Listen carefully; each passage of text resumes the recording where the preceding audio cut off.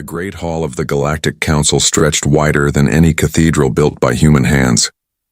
Its walls glowed with soft blue light, and holographic displays floated in the air showing thousands of worlds connected by trade routes and treaties. Representatives from 200 species sat in curved rows, their forms as varied as the stars themselves.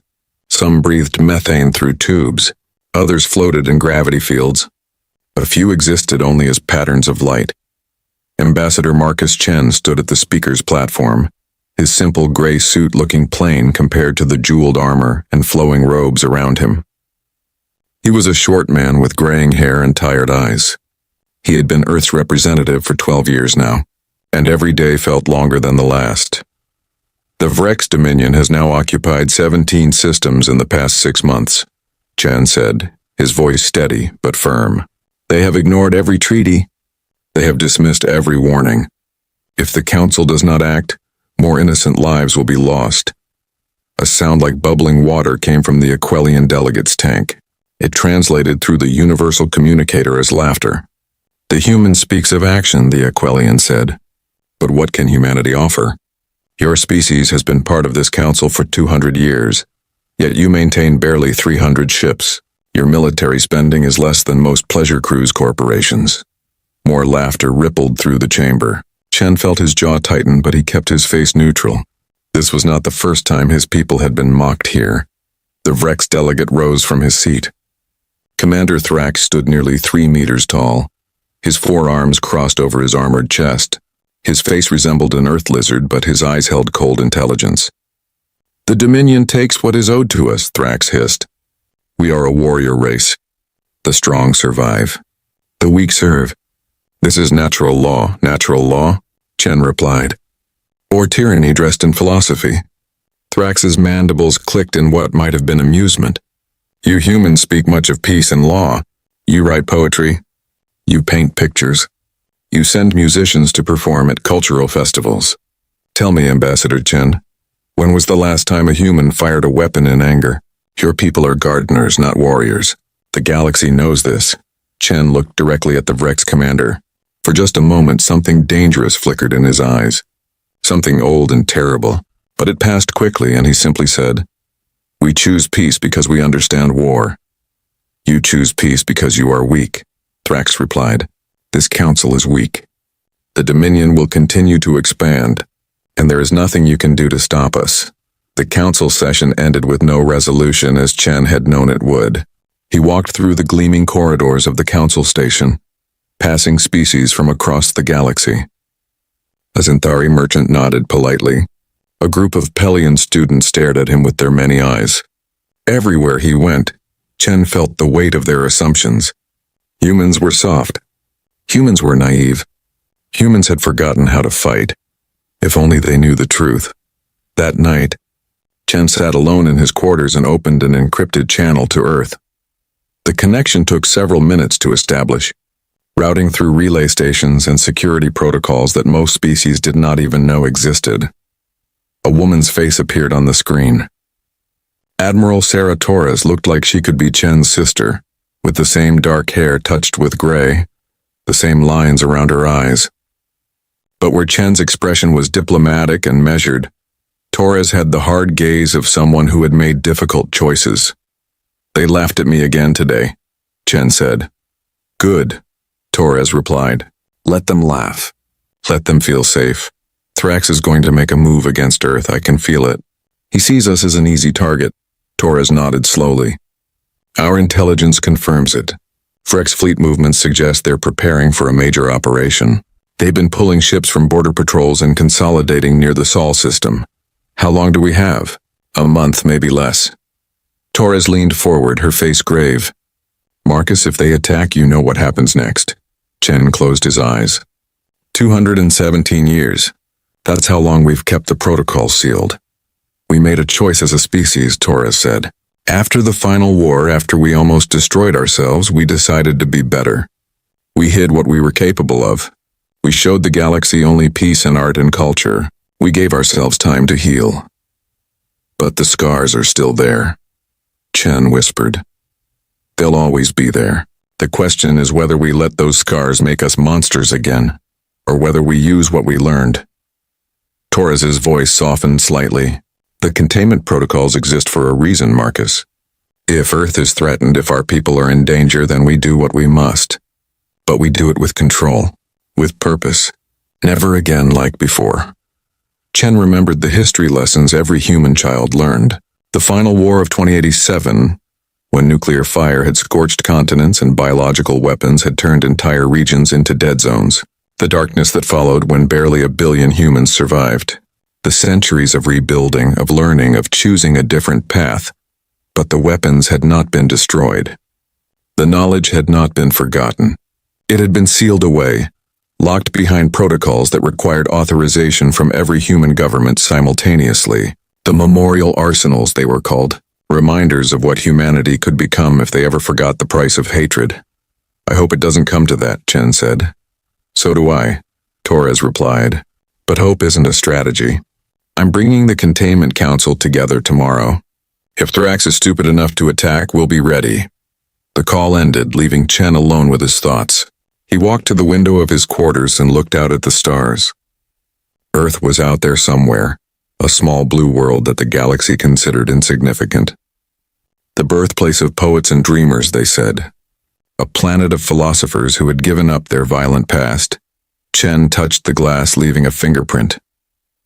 They have no idea what we survived, he said to the empty room. What we learned, what we became. Across the galaxy, on a dozen human colonies and outposts, similar conversations were taking place. On Luna Base, beneath the gray dust of Earth's moon, maintenance crews began running diagnostics on systems that had been dormant for centuries. On Mars Station, engineers checked seals on underground facilities that official records claimed were archaeological sites. In the asteroid belt, mining ships that looked like commercial vessels activated hidden weapon systems. The human defense network was vast and ancient, built in the years after the final war when humanity had sworn two things: never to wage war for conquest, but always to be prepared to defend themselves.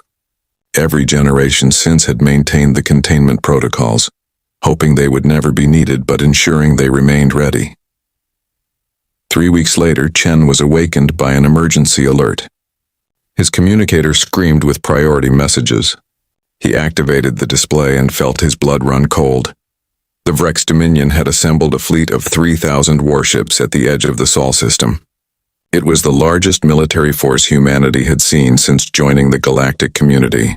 Against Earth's official defense fleet of 300 ceremonial vessels, it seemed impossibly overwhelming. Chen dressed quickly and opened the encrypted channel to Earth. Torres was already on screen, surrounded by military personnel in the command center deep beneath the Rockies. They're here, Chen said unnecessarily. We see them, Torres replied. Thrax is broadcasting on all frequencies. He's demanding Earth's immediate surrender and access to our resources. He's giving us 12 hours. Can we stop them? Torres looked at someone off screen, then back at Chen. The Containment Council has voted. 7 billion people, one decision. The protocols are unlocked, Marcus. For the first time in 217 years, humanity is going to war. Chen felt something twist in his stomach. Relief and dread mixed together. God help us all. God help them, Torres corrected. They have no idea what they've done. The morning sun cast long shadows across the United Earth Assembly building in Geneva when the sky began to change. It started as a shimmer, like heat waves rising from hot pavement, except this shimmer was 30,000 kilometers above the planet's surface. Then the shimmer tore open, and something massive pushed through. The Concordat diplomatic vessel was unlike anything humanity had built. It stretched 15 kilometers from bow to stern, its surface gleaming with metals that seemed to shift colors in the sunlight. Elegant curves and sweeping arcs made it look more like a work of art than a spaceship. Within minutes, every news channel on Earth was broadcasting images of the alien vessel. People stopped on sidewalks, staring up at screens. Children pointed at the sky, though the ship was far too distant to see with the naked eye. President Sarah Chen received the first communication 17 minutes after the vessel's arrival. She was in her office, having just finished her morning briefing with the Security Council, when her assistant rushed in with a tablet.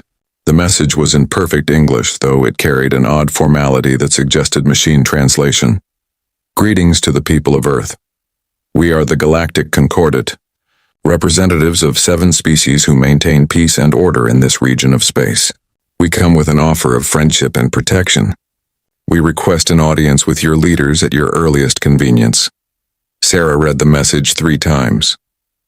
She had been president for 6 years, long enough to develop good instincts about people and their intentions. Something about the tone bothered her, though she could not immediately identify what. She called for an emergency cabinet meeting. The aliens requested to meet within 48 hours. Sarah agreed, but she also made several calls to people whose opinions she trusted. One of those calls went to General Marcus Steele, the commander of Earth's Unified Defense Command. Another went to Dr. Yuki Tanaka, head of the Intelligence Analysis Division. Marcus was a broad-shouldered man in his 50s, with gray hair cut military short and eyes that missed nothing. He had fought in the resource wars of the 2090s and had spent the last 2 decades preparing Earth's defenses for the day when humanity encountered other intelligent life. That day had apparently arrived. What do you think? Sarah asked him over a secure video link. Marcus leaned back in his chair, his expression thoughtful. I think anyone who leads with protection is usually selling something you don't need. But we'll play nice and see what they want. Dr. Tanaka was more direct. The message structure suggests a hierarchical culture with rigid social protocols. The word protection appears 3 times in a 4-sentence message. That's not accidental. They're framing the conversation before it begins. Sarah nodded slowly. Keep analyzing everything they send us. And Marcus, I want our orbital assets on standby. Quiet, standby. Let's not spook our guests, but let's not be caught sleeping either. The day of the meeting arrived with unseasonably clear skies. The Concordat sent down a shuttle, smaller than their main vessel but still impressive, covered in the same color-shifting metal. It landed on the designated pad outside Geneva, and 7 figures emerged. They were humanoid, which surprised everyone watching. 2 legs, 2 arms, a head with sensory organs arranged in familiar patterns. But there the similarities ended. Ambassador Velthor, who led the delegation, stood over 2 meters tall. His skin was a deep blue purple and his eyes were large and golden, with no visible pupils. He wore robes that seemed to be made of liquid light, constantly flowing and changing. The other 6 delegates represented different species. One looked almost human except for the crystalline formations growing from her shoulders. Another was covered in fine scales that created rainbow patterns when he moved. A third had 4 arms and moved with an unsettling grace. They were beautiful and alien and deliberately impressive. Sarah met them in the main assembly hall, flanked by her cabinet and 100 representatives from every nation on Earth. The room had been built to accommodate 5,000 people, and every seat was filled. Cameras broadcast the meeting to billions of viewers worldwide. Velthor bowed, a gesture that somehow conveyed both respect and condescension. When he spoke, his voice was deep and melodious, translated in real time by devices the aliens had provided. People of Earth, we welcome you to the community of spacefaring civilizations. Your recent achievements in faster-than-light travel have brought you to our attention. We come today with an offer that we have extended to many species throughout the galaxy. He paused for effect, his golden eyes sweeping across the assembled humans. The galaxy is a dangerous place. There are hostile species, natural phenomena that can destroy entire worlds, and countless other threats. The Galactic Concordat was formed 3,000 years ago to protect developing civilizations from these dangers. We offer you the same protection we provide to 47 other species. Velthor activated a holographic display that floated above the assembly floor. It showed a map of the galaxy with dozens of star systems highlighted in green. These are the worlds under Concordat protection. They thrive in safety, free from the terrors that plague unprotected systems.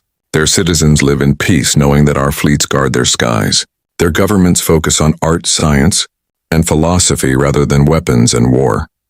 The ambassador walked slowly around the holographic display, his robes trailing behind him. We offer Earth this same security. In exchange, we ask only for cooperation. You would grant us the right to maintain defensive installations in your system. You would share your resources to support the Concordat fleet.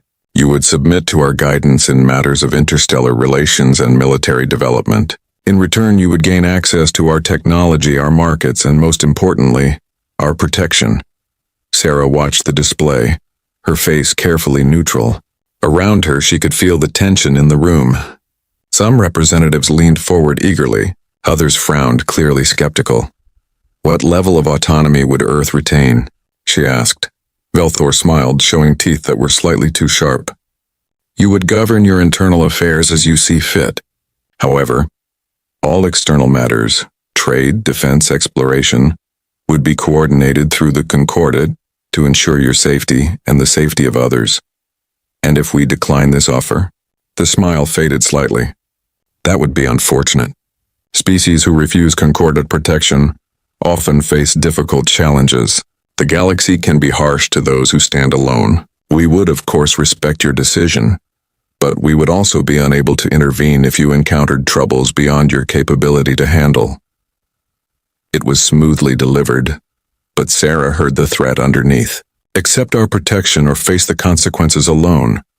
We appreciate your generous offer, Ambassador Velthor, she said, keeping her voice warm and diplomatic. Such an important decision requires careful consideration. We request 48 hours to discuss this with our people and provide you with our answer. Velthor's expression suggested he had expected immediate acceptance. His golden eyes narrowed slightly. Of course. Take the time you need. We will await your response aboard our vessel. The aliens departed with the same ceremony with which they had arrived. As soon as they were gone, Sarah called an emergency session with her inner circle. They met in a secure room 3 stories below the assembly building, where no signals could enter or leave. Thoughts? Sarah asked, looking around the table. Marcus spoke first. That was a protection racket dressed up in diplomatic language. Nice planet you've got here, shame if something happened to it. Agreed, said Dr. Tanaka, pulling up data on her tablet. I've been analyzing the 47 systems they showed us, cross-referencing with our astronomical databases and historical records. Every single one was contacted shortly after achieving faster-than-light capability, just like us. Every single one accepted Concordat protection within days.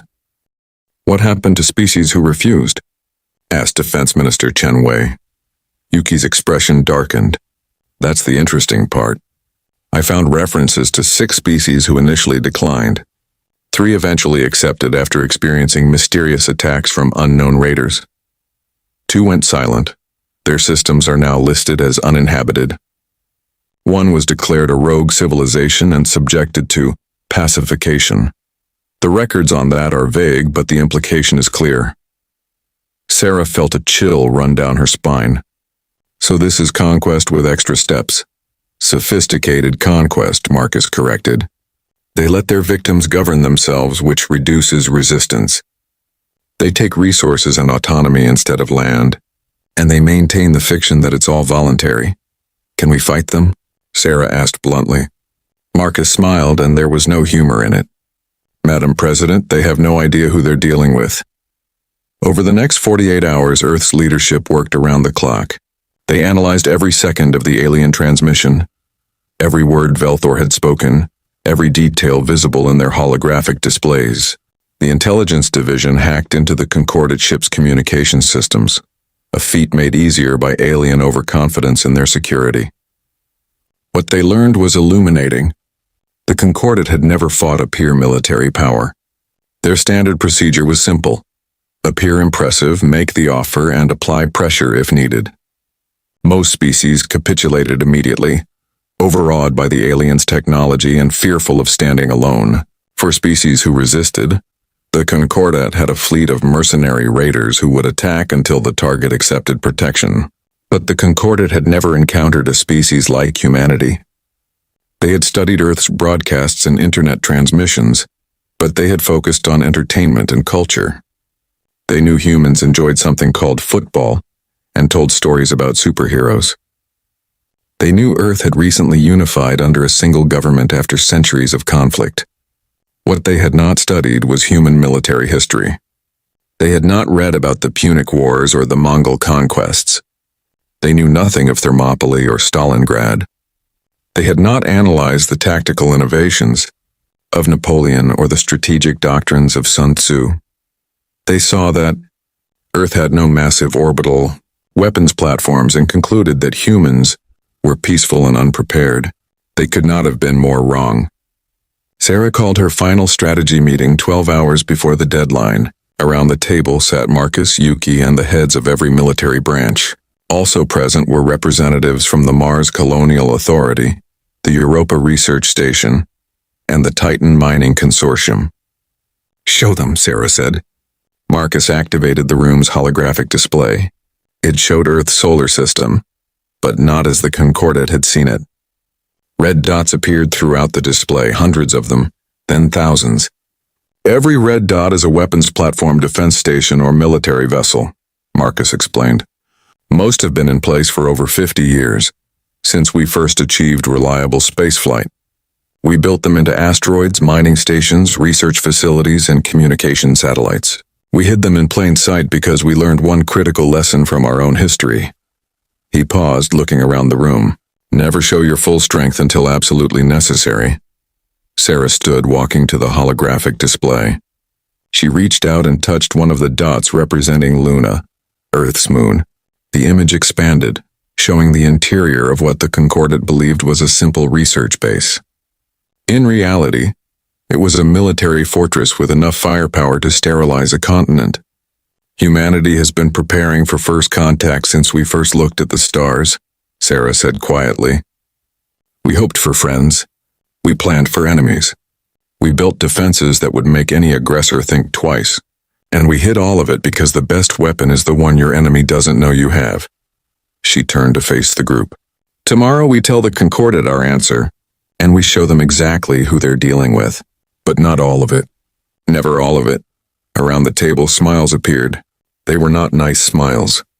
The Concordat was about to learn a hard lesson that every human child knew from history classes. Never underestimate the species that survived its own worst inventions. Ambassador Velthor stood in the observation deck of the Concordat vessel, looking down at the blue-green planet below. Earth was beautiful, he had to admit. The swirling white clouds, the deep oceans, the green and brown continents. It reminded him of Kelvin Prime, his homeworld before industry and progress had covered it in gleaming cities. Behind him, his science officer Tarkin was running deep scans of the planet and its surroundings. The insectoid alien's mandibles clicked together as he worked, a sign of concentration among his people. "What do you see?" Velthor asked without turning around. "Confusion, Ambassador," Tarkin replied.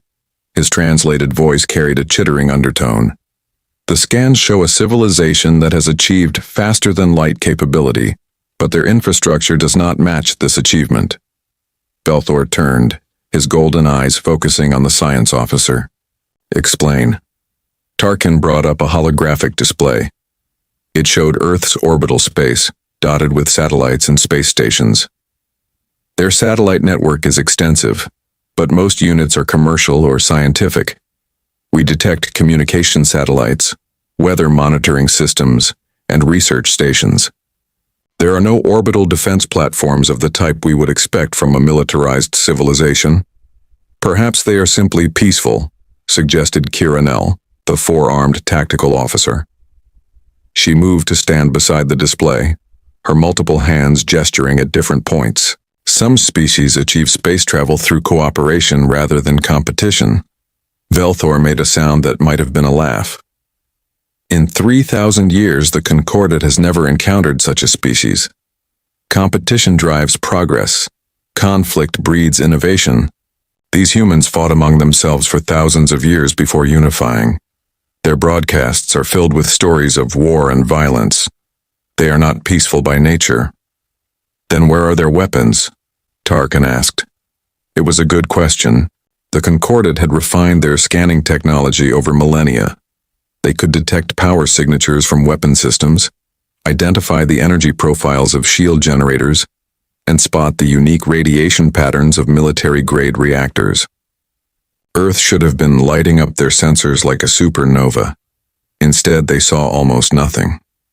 Perhaps their weapons are primitive, suggested Kiranel. They may rely on chemical explosives or kinetic weapons that our scanners do not prioritize.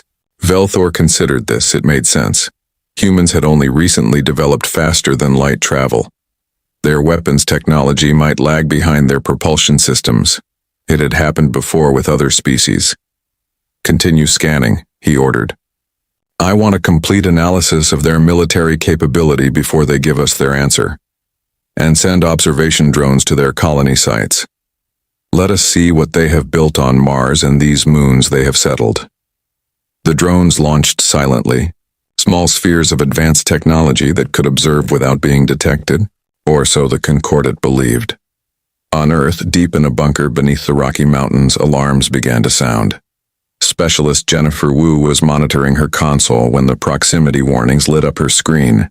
She was 26 years old, had graduated, top of her class from the Unified Defense Academy, and had been hoping for a quiet night shift. Instead, she was watching alien spy drones enter Earth's space. Commander, we have multiple unidentified objects separating from the Concordat vessel, she reported, keeping her voice level despite the excitement flooding through her. Count is 7. They're heading toward Mars, Luna, Europa, and Titan. Commander Peterson moved to stand behind her chair. He was an older man with weathered features and calm eyes that had seen too many crises to panic at one more.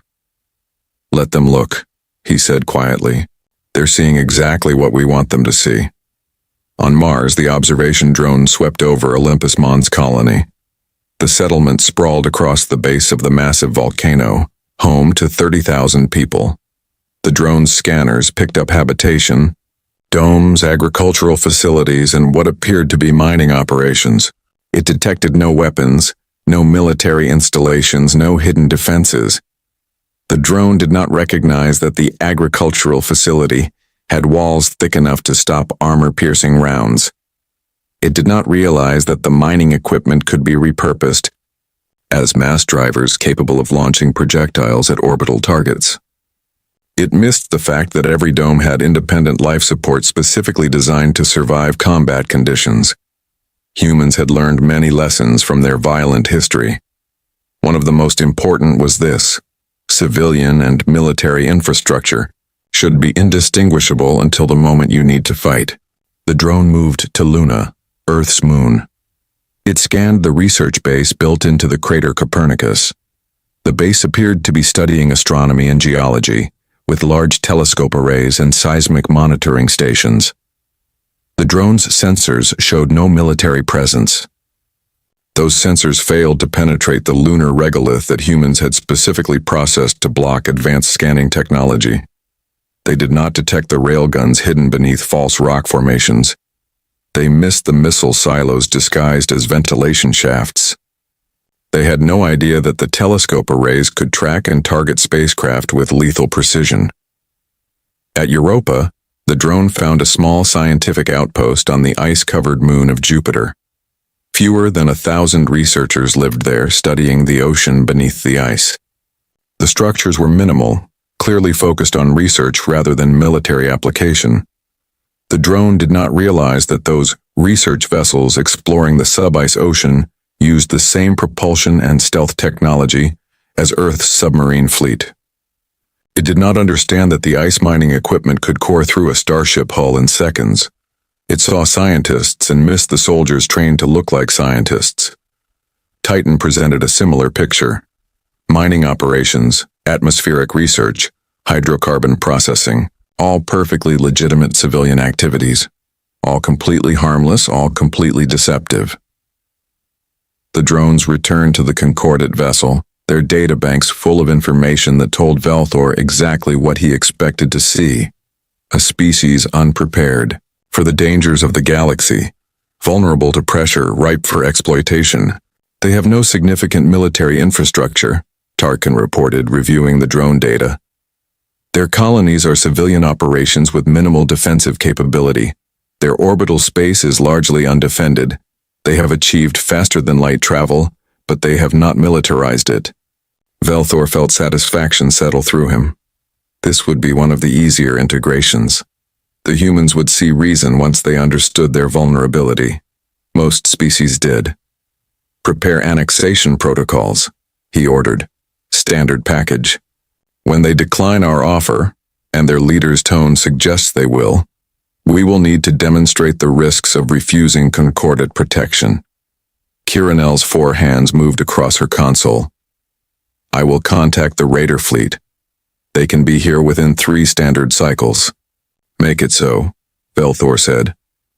A few attacks from unknown hostiles will help the humans understand the value of our protection. It was a script the Concordate had followed dozens of times. It never failed. While the aliens planned Earth's subjugation, Dr. Yuki Tanaka was having the most exciting day of her career. The intelligence division had successfully infiltrated the Concordate communication network, and the data flowing in was remarkable. They think we're defenseless, she told General Marcus Steele over a secure channel. She was in her office at intelligence headquarters in Tokyo, surrounded by screens displaying alien transmissions. They scanned everything and saw nothing that worried them. Marcus allowed himself a small smile. He was at Unified Defense Command headquarters, watching similar data streams. Good. That means the stealth systems work even better than we hoped. What about their fleet composition? Yuki pulled up a detailed analysis. Their main vessel is impressive but vulnerable. Large, slow, designed to intimidate rather than fight. It has weapons, but the placement suggests they've never needed to use them in actual combat. The shield generators are external. Beautiful engineering, but tactically stupid. Take out the generators, and the shields collapse. What about their combat doctrine? That's the interesting part, Yuki said, leaning forward. Her eyes gleamed with the excitement of discovery. They don't have one. Not really. I've analyzed 300 years of Concordate records. They've never fought an equal opponent. Every conflict has been against pre-industrial civilizations or early space-age cultures. They show up, look impressive, and the other side surrenders. The few times they've faced resistance, they used mercenary raiders to harass their targets until they capitulated. Marcus absorbed this information. So they're bullies who've never been punched in the face. Exactly. And it gets better. I found their target list. After the humans, they plan to move on to the Centauri system, then Tau Ceti, then Epsilon Eridani. They're working their way through every species that develops FTL. It's systematic exploitation dressed up as benevolence. How many species are under their protection? 47, like they said. But here's what they didn't say. Those species provide resources, labor, and tribute that keeps the Concordate economy running. It's an empire without calling itself an empire. Smart, in a cynical way. Marcus leaned back in his chair, thinking, what about other powers in the galaxy? Are we surrounded by empires like the Concordate? Yuki shook her head. No, and that's the most interesting discovery. The galaxy is mostly peaceful. Real threats are rare. The Concordate has been lying to their protectorates for 3,000 years, telling them the galaxy is dangerous when it's actually relatively safe. They created the protection racket by inventing threats that don't exist. So when they tell species they need protection, they're solving a problem they invented. It's brilliant and evil. Marcus stood pacing his office. Decades of military experience had taught him to see patterns in chaos. A picture was forming in his mind, and he did not like it. They're going to push us, he said quietly. They'll expect us to fold when they pressure us. When we don't, they'll escalate. They'll use those mercenary raiders to attack civilian targets, make us scared, force us to accept their protection. Can we stop them? Marcus smiled, and there was something predatory in the expression. Dr. Tanaka, we've been preparing for hostile first contact since we first left Earth's orbit. We've studied every war, every conflict, every tactical innovation in human history. We've built weapon systems these aliens can't imagine because they've never needed to imagine them. Can we stop them? The question is whether we'll need to stop them or just scare them badly enough that they run. While Earth's military analyzed the Concordate's weaknesses, President Sarah Chen was having her own revelations. She sat in her private office, reading through historical files that the intelligence division had compiled. They made for disturbing reading. Every species that had accepted Concordate protection showed the same pattern. Initial enthusiasm followed by slowly increasing demands, resource quotas that grew every year, technology sharing that only flowed one direction, populations that became dependent on concordant trade and unable to sustain themselves independently. The protected species were prisoners who did not realize they were in jail. Sarah had not become president by being naive. She understood power and how it was wielded. The Concordat was offering a deal that sounded generous but was actually a trap. Accept protection today, lose your freedom tomorrow. The question was how to refuse without triggering a war Earth might not win. The preliminary analysis from Marcus suggested they could defeat the Concordat fleet in Earth's system, but what about the larger Concordat military? What about their allies and vassals? What about the 47 species who might side with their protectors? Her secure phone rang. It was Marcus. Madam President, I'm sending you a full tactical analysis. Short version, we can take them. The Concordat has size and technology advantages, but we have something better. What's that? We know how to fight. They don't. They've been winning through intimidation for so long that they've forgotten how to actually wage war. We've never forgotten because we've never been able to afford to forget. Sarah felt something settle in her chest. Not confidence exactly, but resolution. Earth had a chance. That was enough. Send me everything, she said. I give our answer to the Concordat in 18 hours. I want to know every option we have. She hung up and turned to look out her window. Geneva spread out below, beautiful and peaceful in the afternoon light. People walked the streets unaware that their world hung in the balance. Children played in parks. Couples held hands by the lake. Life continued in blissful ignorance of the threat overhead. Sarah had sworn an oath to protect these people. She would not fail them. Aboard the Concordat vessel, Velthor received a message from his superiors. They had reviewed his reports and approved his recommendations. When the humans declined protection as expected, the raider fleet would be deployed. A few months of harassment would bring Earth into compliance. It always worked. Velthor prepared for the next day's meeting with something approaching boredom. He had done this 47 times before. The script never changed. Humans would be number 48. He had no idea that humanity was about to teach the Concordat a lesson 3,000 years in the making. The Predator was about to discover it had cornered something far more dangerous than itself. The United Earth Assembly Hall was packed with even more people than 2 days before. Representatives from every nation sat in their designated seats, but now they were joined by military officers, scientists, and historians. The air hummed with tension. Everyone knew this meeting would change everything. President Sarah Chen stood at the central podium, wearing a simple dark suit. She had considered wearing something more formal but decided against it. This was not a day for ceremony. This was a day for truth. Ambassador Velthor and his delegation entered exactly on time. The aliens moved with the same graceful confidence they had shown before, clearly expecting this to be a formality before Earth's inevitable acceptance. Velthor's golden eyes swept across the assembled humans, and Sarah could almost see him counting his victory. Madam President, Velthor said, his voice carrying that same melodious quality. Have you reached a decision regarding the Concordat's generous offer? Sarah smiled. It was a polite smile, diplomatic and proper. It was also completely genuine, which would have worried Velthor if he had understood human expressions better. We have, Ambassador. Thank you for your patience while we considered your proposal. She paused, letting the moment stretch. Earth respectfully declines the Concordat's offer of protection. The silence that followed was absolute. Velthor stood frozen, his expression suggesting he had misheard. Around him, the other delegates shifted uncomfortably. I apologize, Velthor said carefully. Perhaps the translation was unclear. You decline our protection? That's correct, Sarah confirmed.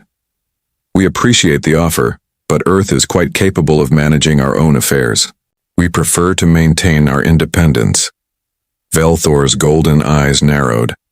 The diplomatic mask began to slip. Madam President, I do not think you understand the situation. The galaxy is dangerous. Without concordant protection, you will be vulnerable to countless threats. Your species has only just achieved faster than light travel. You are children taking your first steps into a universe you do not understand.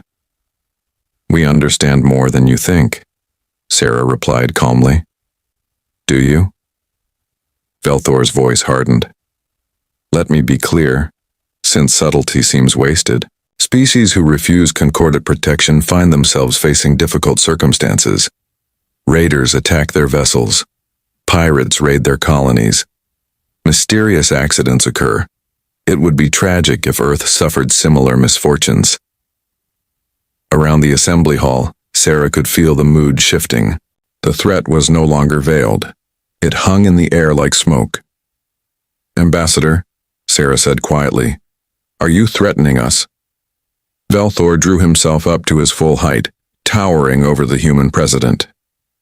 I am explaining reality. The Concordant maintains order in this region of space. Those who cooperate with us prosper, those who do not. He let the sentence hang. Sarah nodded slowly, as if considering his words. I see. So when you offered us protection, what you actually meant was, pay us tribute or we'll hurt you. Is that a fair translation? Velthor's face darkened.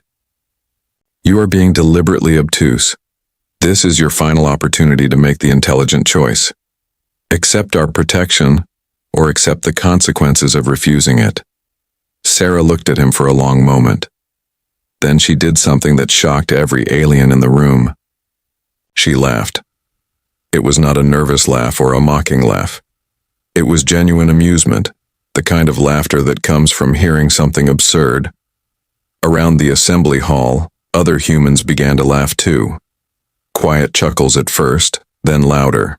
Within seconds, the entire room was filled with the sound of human laughter. Velthor stared, completely confused. This was not in the script.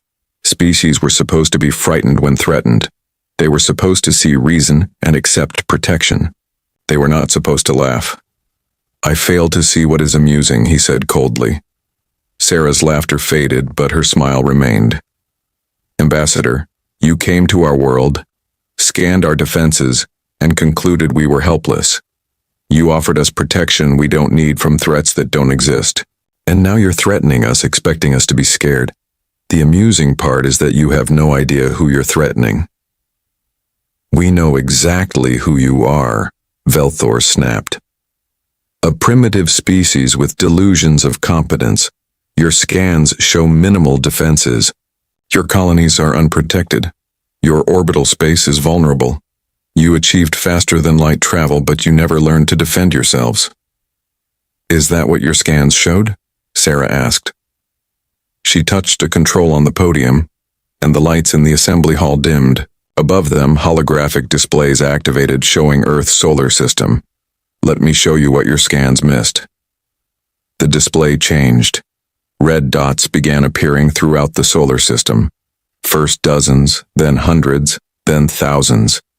They surrounded Earth like a cloud of angry insects. They clustered around Luna and Mars. They hid among the asteroid belt. They orbited Jupiter's moons and Saturn's rings. Velthor stared at the display, his golden eyes wide. What is this? These are Earth's actual defenses, Sarah explained calmly. Every red dot represents a weapons platform, military installation, or combat-ready vessel. We built them over the last century, ever since we developed reliable spaceflight. We hid them inside civilian structures, disguised them as research stations, camouflaged them in asteroids. We learned something important from our history, Ambassador. The best weapon is the one your enemy doesn't know you have. General Marcus Steele stood from his seat in the assembly. He was in full dress uniform, medals gleaming on his chest, each one representing a conflict or achievement. He moved to stand beside Sarah. Ambassador Velthor, Marcus said, his voice carrying the weight of authority. You made a critical mistake. You looked at Earth and saw no weapons platforms because you don't recognize our weapons platforms. You saw peaceful colonies because we built them to look peaceful. You concluded we were unprepared because we wanted you to think that. On the holographic display, one of the red dots near Luna expanded. It showed the interior of what the Concordat had identified as an astronomical research station. Cameras revealed rows of railguns, missile batteries, and power cores that could light up a small city. "This is Copernicus Station," Marcus continued. "Your drones scanned it and found telescopes. They missed the fact that those telescopes can track spacecraft with lethal precision. They didn't realize the entire station is a fortress built into the lunar surface." Another dot expanded, showing a mining facility on an asteroid, except it was not just a mining facility. The mining lasers could cut through starship armor. The ore processors could manufacture ammunition. The cargo vessels were actually troop transports. "This is Ceres Mining Complex," Marcus said. "Perfectly legitimate resource extraction. Also perfectly capable of defending itself against attack." Velthor found his voice. You hid your military infrastructure inside civilian facilities. That violates the Concordat protocols for civilized warfare." Marcus smiled, and it was not a friendly smile. "Ambassador, we never agreed to your protocols. And here's something you should understand about humans. We've been fighting wars since before we invented writing. We've studied warfare as an art form for thousands of years. We've perfected tactics and strategies that you've never needed to develop because you've never faced real opposition." Sarah touched another control. The holographic display changed again, showing the space around the Concordat vessel. More red dots appeared, these ones surrounding the alien ship like a noose tightening around a neck. "Your ship is currently surrounded by 17 stealth vessels," Sarah said quietly. "They've been shadowing you since you arrived.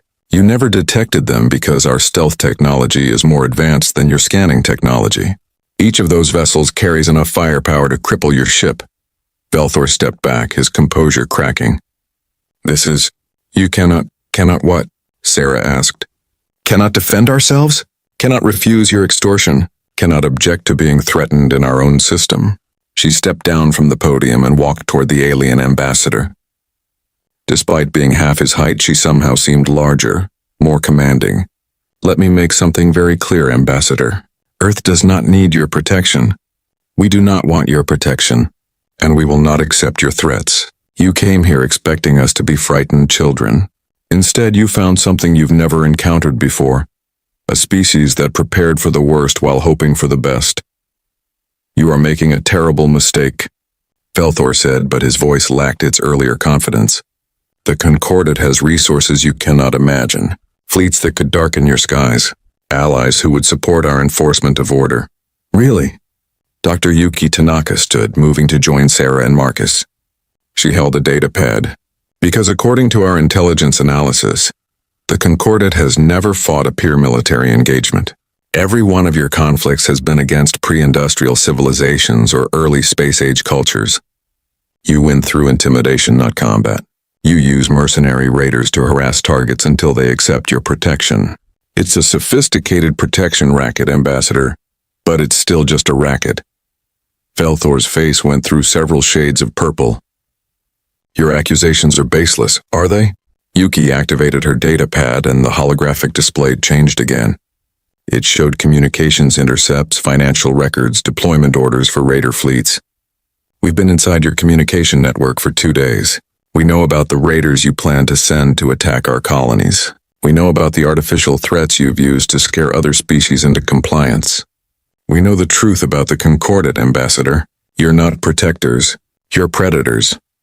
Velthor looked around the assembly hall, seeing the hostile expressions on hundreds of human faces. His delegation clustered behind him, clearly frightened. This had gone completely off script. "You will regret this," he said, trying to recover some dignity. "The Concordat does not tolerate rogue civilizations. We will return with force sufficient to ensure your compliance." "Will you?" Marcus asked. He pulled up another display, this one showing a detailed analysis of the Concordat vessel's weaknesses. "Your shield generators are external. Your power distribution system has 17 critical points of failure. Your weapon systems have a 20-second delay between target acquisition and firing. Your ship is designed to look impressive, not to fight. We could disable it in under 3 minutes if we wanted to." But we don't want to, Sarah interjected. Because despite what you think of us, we actually prefer peace. So here's our counteroffer, Ambassador. Leave our system. Never return. Tell your concordate that Earth is not interested in their protection racket.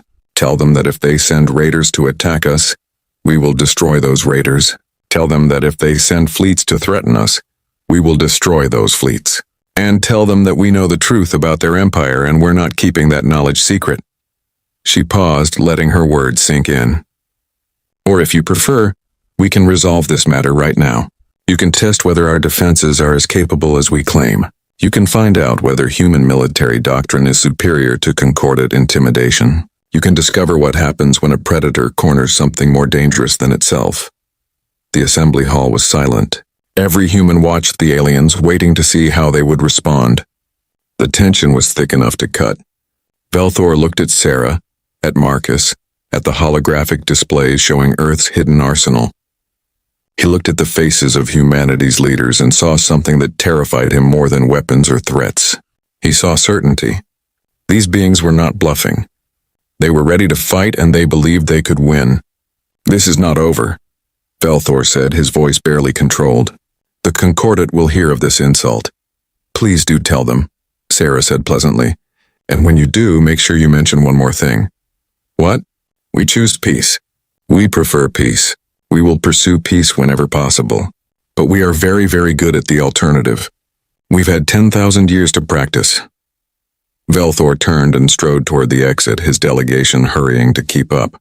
At the doorway, he paused and looked back. You ask if we know who we are threatening, he said. Do you know what you are defying? Sarah smiled.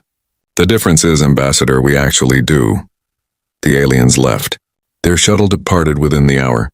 The great concordate vessel pulled away from Earth's orbit, and surrounded by human stealth ships that never let it out of their sight, retreated toward the edge of the solar system.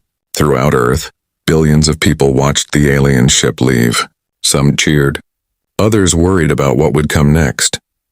But all of them felt something new, pride that humanity had stood its ground, and confidence that they had made the right choice.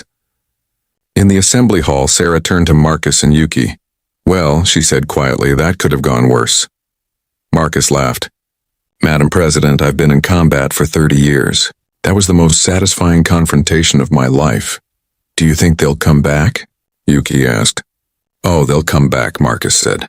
The question is whether they come back to talk or to fight. Either way, we'll be ready. Sarah nodded. She looked at the holographic display, still showing Earth's defenses. Thousands of red dots, each representing years of planning and preparation. Humanity's shield against the darkness. We stood up to a galactic empire today, she said. Let's make sure we're ready to back up that stand. The concordate vessel limped toward the edge of Earth's solar system, surrounded by human stealth ships that followed its every move. Aboard the bridge, Ambassador Velthor sat in his command chair, his golden eyes fixed on the view screen showing the blue planet growing smaller behind them. Status report, he ordered, his voice tight with barely controlled anger. Tarkin, the science officer, worked at his console with nervous clicks of his mandibles. We are being tracked by at least 30 human vessels. Possibly more. Their stealth technology is far more advanced than our intelligence suggested. I cannot get accurate readings. Can we outrun them? No, Ambassador. They match our every course correction. If we attempt to engage our faster-than-light drive while still in the system, they will interpret it as an aggressive move. Velthor's hands clenched on the armrests of his chair. He had been outmaneuvered completely. The humans had turned what should have been a simple integration into a humiliating defeat. Worse, they had done it without firing a single shot. Send a priority message to Concordate High Command, he ordered. Mark it urgent. Tell them we need a full military response. Kiranel, the tactical officer, turned from her station. All four of her arms were tense. Ambassador, with respect, perhaps we should recommend negotiation rather than escalation. The humans demonstrated capabilities we did not anticipate. A military engagement might not go as planned. Velthor rounded on her. Are you suggesting we accept this insult? That we allow a primitive species to defy 3,000 years of concordate authority? No. We will return with sufficient force to ensure these humans understand their place in the galactic order. He turned back to the view screen, watching Earth disappear into the distance. They think they are strong. They think their hidden weapons make them our equals. They will learn otherwise. What Velthor did not know was that every word spoken on his bridge was being transmitted back to Earth. The humans had not just hacked the Concordate communication network. They had planted monitoring devices throughout the alien vessel during the initial meeting. Small, almost invisible transmitters that looked like dust particles but broadcast everything to waiting receivers. In Tokyo, Dr. Yuki Tanaka listened to Velthor's rant and smiled. She turned to her team of intelligence analysts. "He's going to escalate," she said, "which means we need to implement Phase 2. "Are we really doing this?" asked one of the younger analysts, a man named James Chen. He looked nervous. "Broadcasting Concordate secrets to the entire galaxy?" "We are," Yuki confirmed. "The Concordate survives because their victims don't know they're victims. They believe the lies about galactic dangers. They think they need protection. Once they learn the truth, the whole system collapses." She pulled up a star map showing the 47 species under Concordate protection. Each one was marked with detailed information. When they joined, what resources they provided, what threats they were told to fear. "These species deserve to know the truth," Yuki said. "And humanity is going to give it to them." While Earth prepared its information campaign, the Concordate was preparing for war. High Command received Velthor's report with shock and anger. For the first time in 3,000 years, a species had rejected their offer and survived the initial confrontation. The Concordate leadership met an emergency session on their capital world, Kelvan Prime. 7 high counselors, one from each founding species, gathered in a chamber that had witnessed countless decisions about the fate of lesser species. High Counselor Sharkan, eldest of the group, spoke first. His species lived for over 400 years, and he had seen the Concordate grow from a small alliance to a galactic power. "The humans must be taught a lesson. We cannot allow this defiance to stand. It will encourage others to resist." "Agreed," said High Counselor Telvash, "but we must approach this carefully. The humans demonstrated unexpected capabilities. A full military response might be costly." "Costly?" Sharkan's voice rose. "What cost is too high to maintain order? If we appear weak, if we allow the humans to defy us without consequence, our entire structure will collapse. The protected species will begin asking questions. They will begin demanding independence. Then we need overwhelming force," said another counselor. "Send a fleet large enough that resistance is impossible. Make an example of Earth. The other species will see and remember." The vote was unanimous. The Concordate would assemble a battle fleet, the largest in recent history, and return to Earth. The humans would surrender or be destroyed. It took 5 days to gather the fleet. 12 massive warships, each larger than the diplomatic vessel that had visited Earth. Escort ships, support vessels, and troop transports. In total, over 100 spacecraft preparing to enforce Concordate will on a defiant species. Velthor was given command of the fleet. It was both an honor and a test. If he succeeded, he would be celebrated. If he failed, he would be disgraced.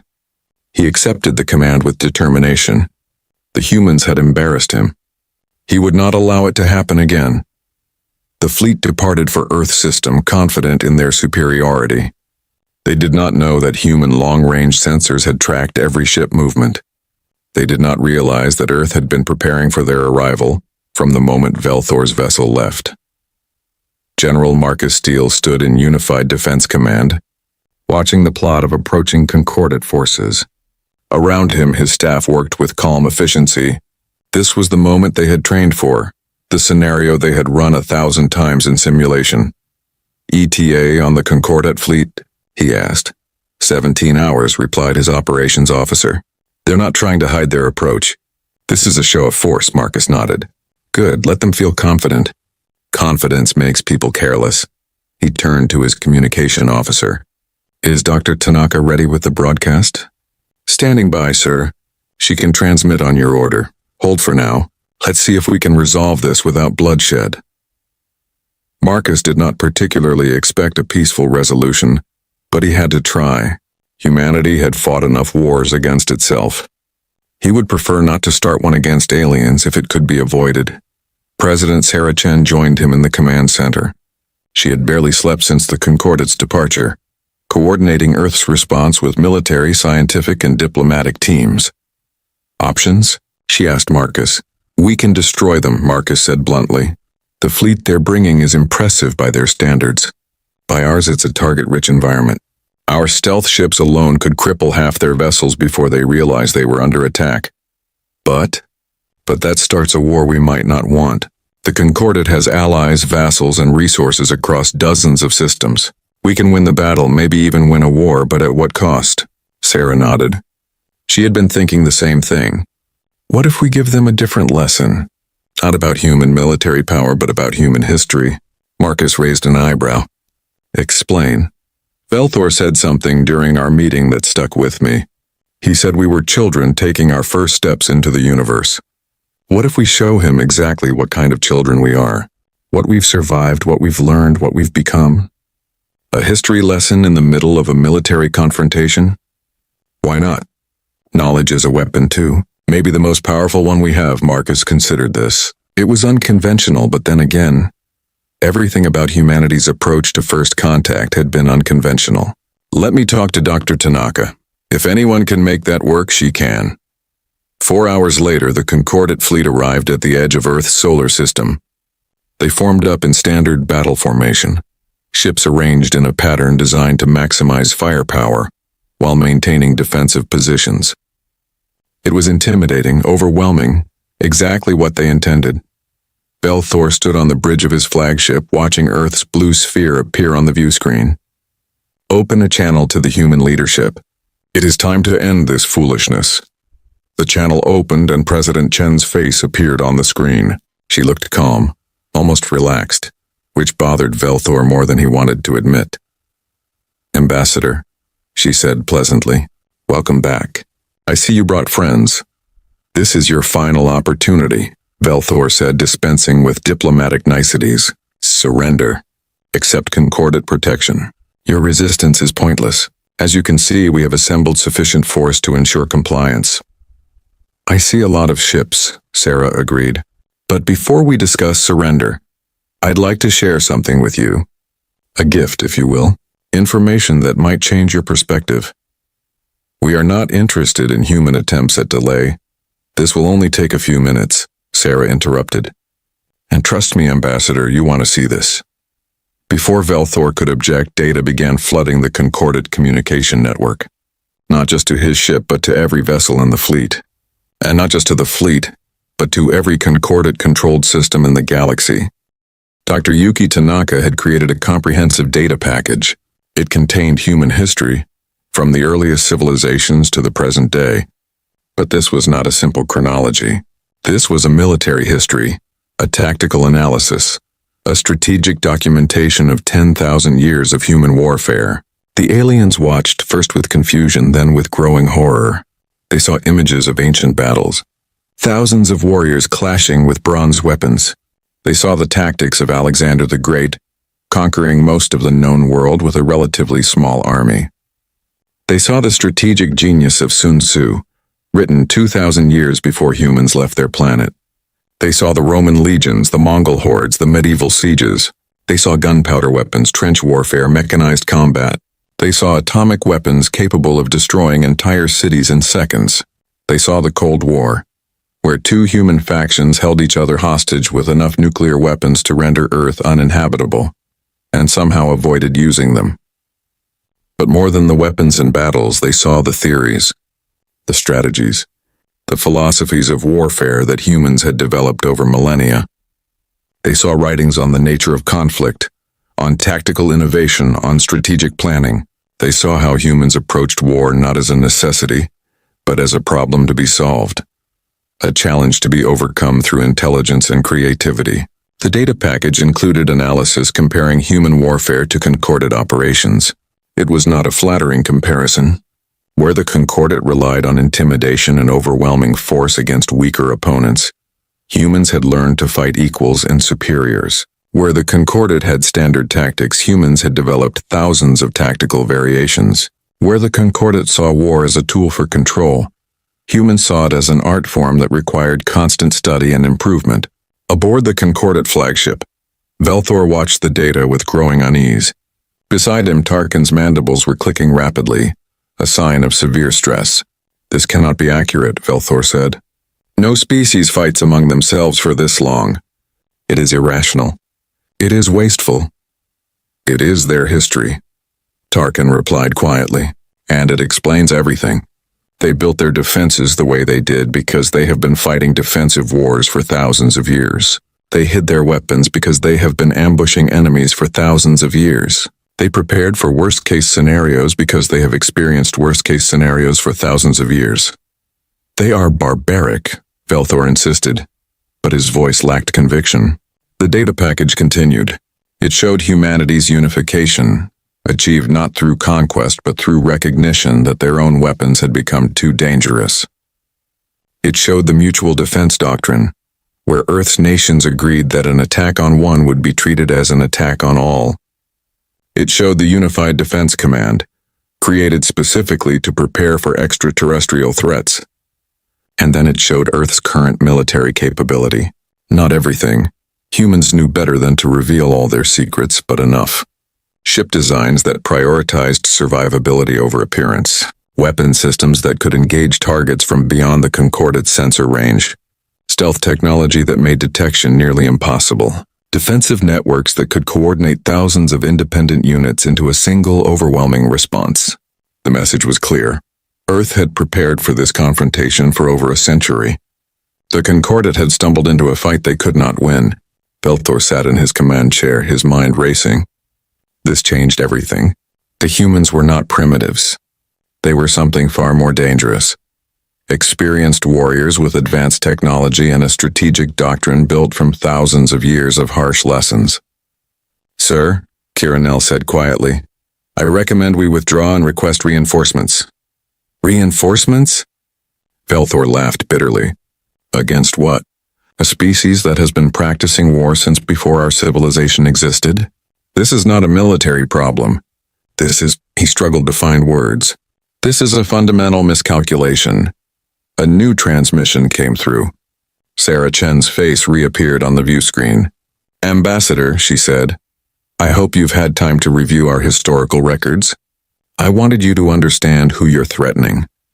We are not defenseless children.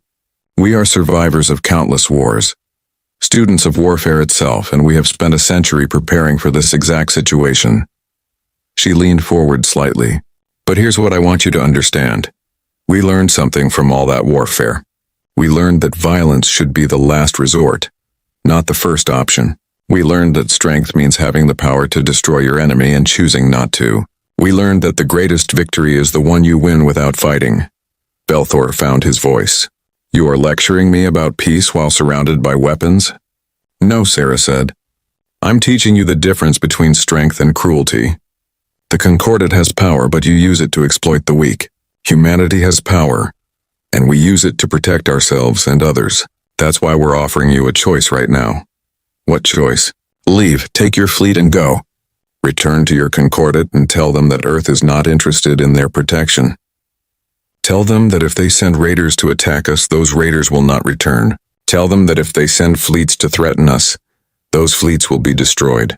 And tell them that we know the truth about their empire, and we are sharing that truth with every species you claim to protect." She paused, her expression hardening. "Or you can try to fight us. You can test whether your fleet can overcome our defenses. You can find out what happens when a species that has studied warfare for 10,000 years has to demonstrate what they've learned. But I'm giving you fair warning, Ambassador. We will win, and unlike you, we've actually had to fight for our survival. We know how to do this." Velthor looked at his tactical displays. He saw his fleet powerful and impressive. He also saw the red dots that had appeared around them, human vessels that had been waiting, hidden, ready to strike. He was surrounded, outmaneuvered, and facing an enemy he did not understand. "You would really destroy us?" he asked quietly. "If you force us to," Sarah replied. "But we would much prefer that you simply leave. Go home, Ambassador. Tell your Concordat that they made a mistake. Tell them that humanity is not afraid of them, and tell them that if they want peace with us, they need to approach as equals, not as masters." The channel closed. Velthor sat in silence, aware that every member of his crew was watching him, waiting for his decision. He had two choices: fight and likely die, taking thousands of Concordat personnel with him, or retreat and face disgrace but live to see tomorrow. It was not really a choice at all. "Set course for home," he ordered quietly. "Full retreat." The Concordat fleet turned and fled, harried by human ships that followed them to the edge of the system before breaking off. No shots were fired. No weapons were discharged. But the battle was over and everyone knew who had won. The news of the Concordat's retreat spread through the galaxy faster than anyone expected. Dr. Yuki Tanaka's data package had been sent not just to the Concordat fleet but to every species under their so-called protection. Within days, the truth about the Concordat's empire was common knowledge across 47 star systems. The reactions were dramatic and immediate. On Telos 4, a species that had been providing rare minerals to the Concordat for 300 years, the Planetary Council held an emergency meeting. They had believed they were paying for protection from hostile aliens. Now they learned those hostile aliens did not exist. The Concordat had been lying to them for centuries. "We have been fools," said Council Leader Renval, an elderly being whose blue skin had faded with age. "We sent our children to work in the mines, extracting minerals we needed for ourselves, and gave them to the Concordat for protection from imaginary threats. What do we do now?" asked another council member. "We stop paying," Renval said simply, "and we contact Earth. If the humans can stand against the Concordat, perhaps they can teach us to do the same." Similar conversations were happening across the galaxy. Species that had been submissive for generations began asking questions. Why did they need protection if the galaxy was not actually dangerous? Why should they share their resources with the Concordat? What gave the Concordat the right to govern their external affairs? The Concordat's empire began to crack. On Kelvin Prime, the Concordat capital, the High Council met in crisis session. They had received reports from dozens of systems. Protests, refusal to pay tribute, demands for independence. The carefully constructed system they had built over 3,000 years was collapsing. "This is the humans' fault," High Councilor Sharken said angrily. "They released classified information. They undermined our authority. We should consider this an act of war." "Against whom?" asked High Councilor Telvash. "The humans? We tried that and failed. The protected species. If we attack them, we prove the humans right about us being predators. We could offer the humans membership in the Concordat," suggested another councilor. "Make them partners rather than enemies. Use their military strength to reinforce our position." "They would never accept," Telvash said. "Did you not watch the same briefings I did? The humans are not interested in empire. They want something we have never considered: genuine cooperation without domination." The debate continued for hours, then days. The Concordat leadership was discovering something painful. Once people learn they have been lied to, it is almost impossible to restore their trust. Meanwhile, on Earth, President Sarah Chen was dealing with an unexpected problem: success. Her office was flooded with communication requests from alien species. They all wanted the same things: information about the Concordat, advice on achieving independence, and in many cases, requests for Earth to provide the protection that the Concordat had falsely offered. "We cannot become the new Concordat," Sarah told her cabinet during an emergency meeting. "We cannot promise to protect every species in the galaxy. We do not have the resources, and more importantly, we do not have the right." "But we cannot ignore them either," argued her foreign minister. "These species are reaching out to us for help. If we turn them away, they might fall back under Concordat control or find themselves vulnerable to actual threats." General Marcus Steele had been quiet during most of the meeting, but now he spoke. "What if we offer something different? Not protection, but partnership. We teach them what we know about defense. We help them build their own military capabilities. We create a network of mutual defense where everyone contributes." Sarah considered this a true alliance. Not a hierarchy where we sit at the top, but a collective where everyone has equal say. "Exactly," Marcus said. We share our strategic knowledge. They share their technology and resources. Together, we create a galaxy where species cooperate because they want to, not because they are forced to.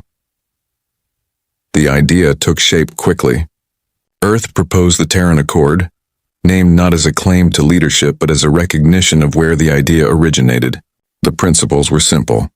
Mutual defense without dominance, technology sharing without exploitation, and collective security without submission. The first species to join was Telos IV. Council leader Renval traveled to Earth personally to sign the agreement.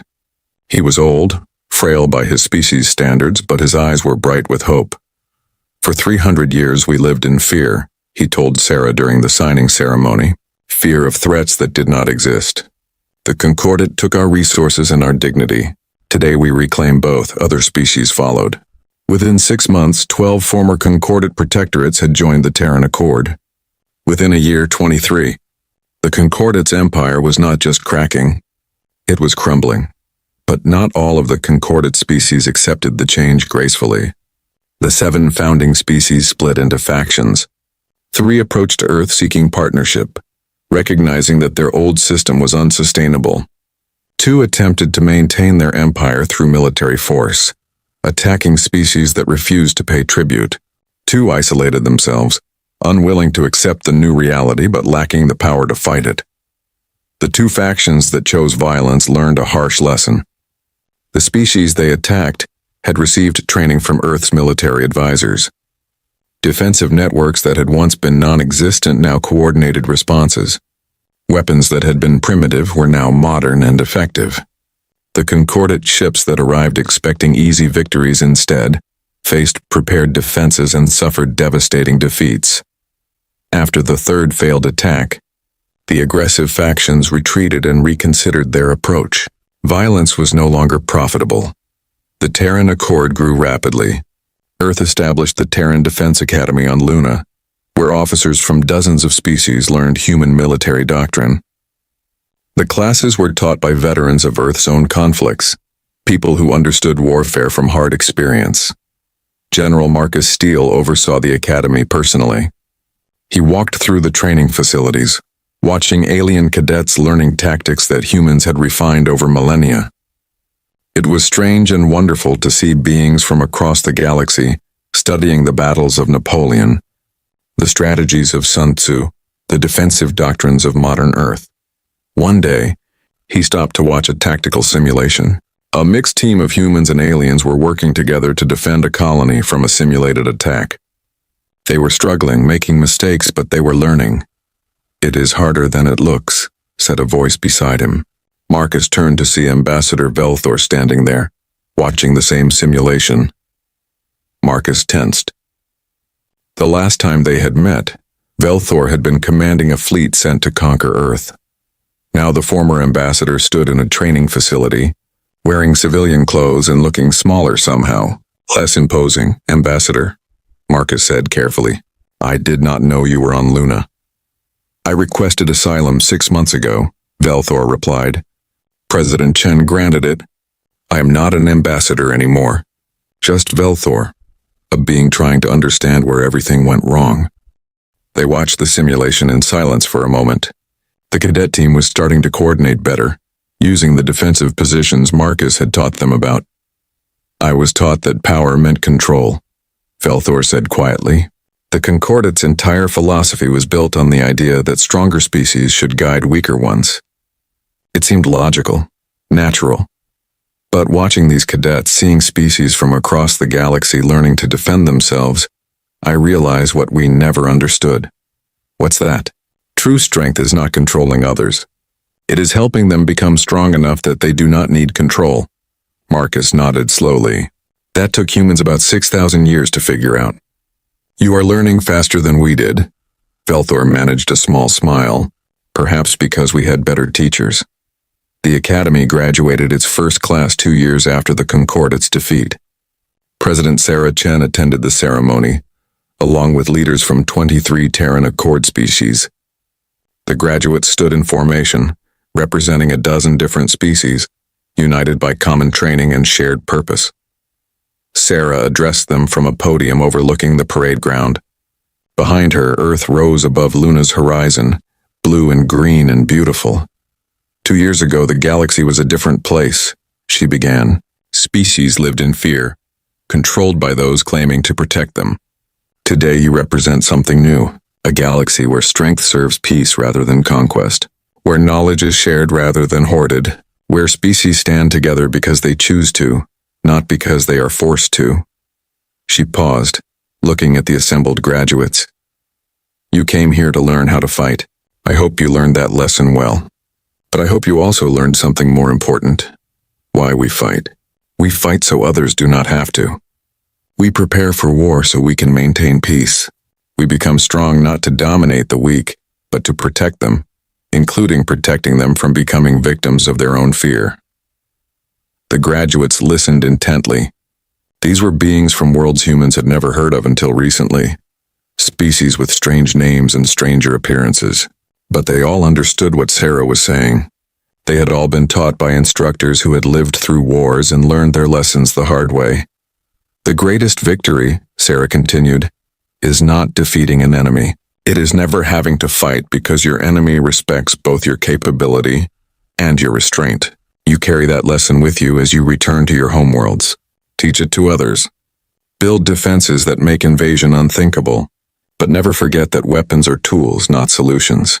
The goal is not to win wars. The goal is to prevent them. The ceremony concluded with a flyover by ships from 12 different species, flying in formation above the lunar surface. It was a sight that would have been impossible 2 years earlier. Now it was the new normal.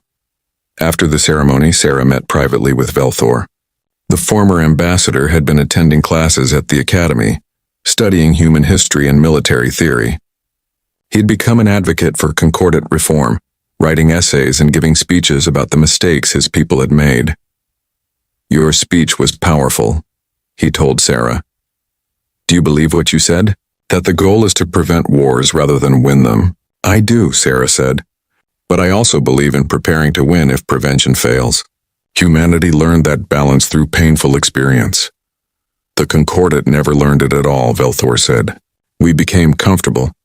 We forgot that power without wisdom is just tyranny, and tyranny never lasts forever. What will you do now? Sarah asked. Continue teaching, Velthor said. I have been invited to speak on Kelvin Prime, to the new government that formed after the old High Council collapsed. They want to rebuild the Concordat as something better, something more like the Terran Accord. I will help them if I can, Sarah smiled. That is good. The galaxy needs more voices advocating for cooperation. 5 years after the Concordat's defeat, the galaxy had transformed.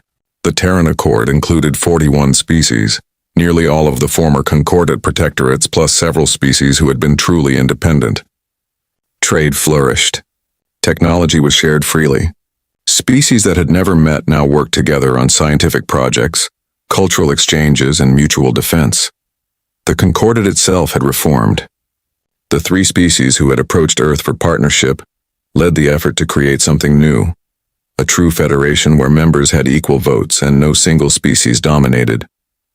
They called it the Reformed Concordat, and they applied to join the Terran Accord as a full member. President Chen, now in her 2nd term, presided over the ceremony where the Reformed Concordat joined the Accord. It was held on a neutral world, a beautiful planet called Haven that had volunteered to host the event. Representatives from 64 species attended. They filled an enormous amphitheater carved into a mountainside, with translation devices ensuring everyone could understand everyone else. It was chaotic and beautiful and completely unprecedented. 5 years ago, Sarah told the assembled representatives, Earth faced a choice. Accept domination or fight for independence. We chose independence, but we also chose to share what we learned. Today we see the results of that choice.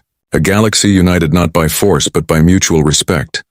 She looked around at the incredible diversity of beings present. We have built something remarkable, a community where strength serves peace, where knowledge flows freely, where species cooperate because they recognize that together, we are stronger than we could ever be alone. The Terran Accord is not an empire. It is not a hierarchy. It is a promise that we will defend each other, learn from each other, and grow together. The amphitheater erupted in applause, though the sound varied wildly depending on which species was clapping. Some whistled, some clicked, some made sounds that had no human equivalent. But the meaning was universal: agreement, celebration, hope. Dr. Yuki Tanaka, now Earth's ambassador to the Terran Accord, stood beside Sarah after the ceremony. They watched the representatives from different species mingling, forming friendships, planning collaborations. "Do you remember when we first detected the Concordat vessel?" Yuki asked. "I was terrified. I thought we were about to meet our doom." "Instead, we met our future," Sarah said. "A future where humanity is not alone, where we have friends and partners across the stars." "Do you think it will last?" Yuki asked. "Peace is fragile." "It is," Sarah agreed. "But we have built something stronger than peace. We have built mutual interest, shared purpose, and genuine respect. That is much harder to break than a simple treaty." On Earth, life continued much as it had before first contact. People went to work, raised families, pursued their dreams. But everything was different too. Children grew up knowing that humanity was part of a galactic community. Schools taught not just Earth history, but the histories of dozens of worlds. Young people looked at the stars and saw not empty void but neighbors, friends, potential. General Marcus Steele retired from active duty, but continued teaching at the Terran Defense Academy. He was old now, his hair completely gray, but his mind was as sharp as ever. He taught strategy to students who came from worlds he could barely pronounce. One of his favorite students was a young woman from Telos 4 named Kelvara. She was brilliant, innovative, and constantly challenging his assumptions. She reminded him of himself at her age. "General," she asked one day after class, "why did humanity prepare for hostile first contact? You could have assumed aliens would be friendly." Marcus smiled. "We hoped for friends. We planned for enemies. That is the human way. We believe the best about people but prepare for the worst about circumstances." "Is that wisdom or paranoia?" "Both," Marcus admitted. "And sometimes the line between them is very thin. But I will tell you what my own teacher told me. Hope is not a strategy. You can hope for peace while preparing for war. The preparation does not prevent the peace. It ensures you will survive if peace fails." Kelvara nodded thoughtfully. "I will remember that." "Good," Marcus said. "Because you are going to teach the next generation. That is how knowledge survives. We pass it down, student to student again, each generation learning from the mistakes of the last." 10 years after first contact, President Sarah Chen stood in her office in Geneva, looking out at the city. She was older now, her hair showing gray, her face lined with the weight of a decade of decisions. She had decided not to run for a third term. It was time for someone younger to lead. Her successor would inherit a galaxy very different from the one she had known. A galaxy where humanity was respected, where the Terran Accord kept peace not through domination but through mutual defense, where species worked together because they recognized the value of cooperation. Sarah thought back to that day when Ambassador Velthor had first arrived, offering protection Earth did not need from threats that did not exist. She thought about the moment when she had decided to laugh rather than capitulate, to stand firm rather than surrender. That decision had changed everything. A message came through on her secure terminal. It was from the Terran Defense Academy, another graduating class, the largest yet, representing 28 species. They wanted her to give the commencement address. Sarah smiled and accepted the invitation. She would tell them what she told every graduating class, that strength without wisdom is tyranny, that power without restraint is cruelty, and that the greatest victory is the one won without fighting. She would tell them about humanity's long, bloody history of warfare, and how that history had taught them to value peace. She would explain that preparing for war was not the same as wanting war, that deterrence was preferable to combat, that the best weapon was the one you never needed to use. Most importantly, she would remind them that they were not learning to be conquerors or enforcers. They were learning to be protectors of a new galactic order, one built on cooperation rather than domination, partnership rather than submission, freedom rather than control. The galaxy had changed. The Concordate's empire of fear had been replaced by the Terran Accord's alliance of choice. Species that had lived as subjects were now equals. Beings that had been told they were weak had learned they were strong. And at the center of it all was humanity, the species that had chuckled when offered protection and then taught the galaxy a better way. Sarah looked up at the stars, visible even in the afternoon sky through her office window. Somewhere out there on dozens of worlds, beings were living lives of freedom because Earth had stood firm. Students were learning to defend themselves. Species were cooperating as equals. It was not perfect. There were still conflicts, misunderstandings, challenges. But it was better. So much better than the alternative. Madam President? Her assistant knocked on the door. Your car is ready. Sarah nodded. She had a meeting with the Terran Accord Security Council. Discussions about expanding the mutual defense network to include species from previously unexplored regions. The work never ended. Peace required constant attention, constant effort. But that was fine. Humanity had learned long ago that anything worth having required work. Freedom, peace, security.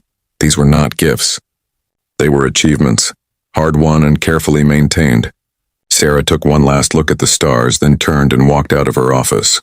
There was work to do, a galaxy to help shape, a future to build, and for the first time in their history, humanity was not building that future alone.